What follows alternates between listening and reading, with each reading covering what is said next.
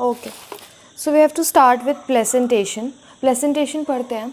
The arrangement of ovules within the ovary. तो आपको पता होना चाहिए कि ओवरी के अंदर क्या प्रेजेंट होते हैं, ओव्यूल्स प्रेजेंट होते हैं। तो जो ओव्यूल्स होते हैं वो ओवरी के अंदर किस तरीके से अरेंज है उसी को हम बोलते हैं प्लेसेंटेशन। ठीक है, और प्लेसेंटेशन आपके डिफरेंट टाइप्स के हो सकते हैं, namely marginal, axile, parietal, basal, central and free central. Marginal में क्या होता है, द प्लेसेंटा मार्जिनल प्लेसेंटेशन में क्या होता है, the placenta forms a ridge along the ventral suture of the ovary and the ovule are born on the ridge। क्या होता है, देखो जैसे पी में प्रेजेंट होता है, इसमें क्या हो रहा है कि वेंट्रली एक रिज बना रहा है, उस रिज के ऊपर आपके ओव्यूल्स अराइज कर रहे हैं। तो आपको एक लाइन याद रखनी है कि जो आपका placenta a ridge along the ventral suture of the ovary, ये आपको ये वाली लाइन जहाँ भी देखे समझ जाना कि मार्जिनल प्लेसेंटेशन है। और ओव्यूल्स कहाँ आ रहे हैं, रिज पे आ रहे हैं, फॉर्मिंग द टू रोज। कहाँ पे प्रेजेंट होता है, पी में प्रेजेंट रहता है। When the placenta is axial the ovules are attached to its multilocular ovary. देखो कहीं पे भी आएगा आपके पास मल्टीलोक्यूलर ओवरी, तो आपका एक्सियल प्लेसेंटेशन होगा। ठीक है, और इस प्लेसेंटेशन किस में होता है, आपका चाइना रोज में होता है, टमाटो में होता है, लेमन में होता है। आपने देखा भी होगा ऐसे मल्टीलोक्यूलर ओवरी होती है लेमन में, टमाटो में और चाइना रोज में।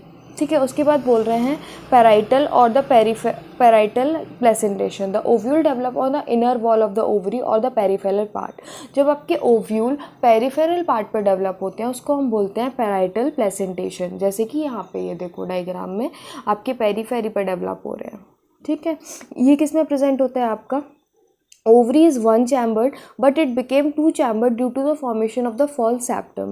सबसे पहले आपकी जो ओवरी होती है वो सिंगल चैम्बर्ड होती है, लेकिन देन लेटर उसमें एक फॉल्स सेप्टम बन जाता है जिसकी वजह से आपकी टू चैम्बर्ड हो जाती है ओवरी। किस में मिलता है, ये मस्टर्ड में मिलता है और आर्जिमोन में मिलता है। उसके बाद आपका बचता है फ्री सेंट्रल। फ्री सेंट्रल में क्या होता है, when the ovule are borne on the central axis and septa are absent. जब आपके ओव्यूल कहाँ बने, सेंट्रल पे बने, सेंट्रल एक्सिस पे बने और आपका सेप्टा एब्सेंट हो। किस किस में होता है, डायंथस में होता है, प्राइमरोज में होता है। इस ऐसी प्रेजेंटेशन को हम बोलते हैं फ्री सेंट्रल प्रेजेंटेशन। बेसल किस में प्रेजेंट होता है, एकदम बेस पे आपका डेवलप होगा, बेस ऑफ द ओवरी पे, और single ovule is attach to it as in sunflower and the marigold.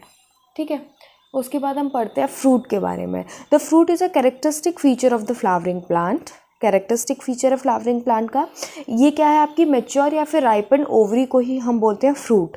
Developed after the fertilisation.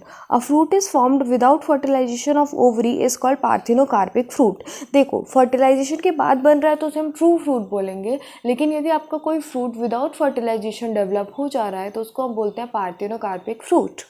Generally the fruit consist of a wall और अ पेरिकार्प एंड अ सीड। देखो जो आपकी fruit की wall है उसी को हम बोलते हैं पेरिकार्प। तो उसमें फ्रूट के अंदर क्या क्या प्रेजेंट होगा, फ्रूट की वॉल प्रेजेंट होगी जिसको हम बोलते हैं पेरिकार्प, और सीड प्रेजेंट होगा। जो पेरिकार्प होता है, जो कवर है, जो वॉल है फ्रूट की, वो आपकी ड्राई भी हो सकती है और फ्लैशी भी हो सकती है। When pericarp is thick and fleshy it is differentiated into outer epicarp, middle mesocarp and inner endocarp. देखो जब आपकी पेरिकार्प थिक होगी या फिर फ्लैशी होगी तो वो और 3 लेयर्स में डिफरेंशिएट हो जाती है। सबसे बाहर वाली को हम बोलते हैं एपिकार्प, मिडिल वाली को हम बोलते हैं मीजोकार्प और इनर वाले को हम बोलते हैं endocarp.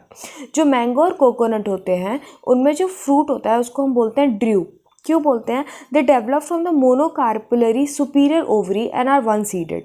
In mango the pericarp is well differentiated into an outer thin epicarp, a middle fleshy edible mesocarp. जो मैंगो में हम खाते हैं वो हम उसका मीजोकार्प खाते हैं, और जो स्टोनी अंडर हार्ड एक गुठली प्रेजेंट होती है वो उसका एंडोकार्प होती है। कोकोनट को भी हम ड्रू फ्रूट बोलते हैं क्योंकि इसका मीजोकार्प जो होता है वही हम खाते हैं विच इज़ फाइब्रस। ठीक है, उसके बाद हम पढ़ेंगे सीड।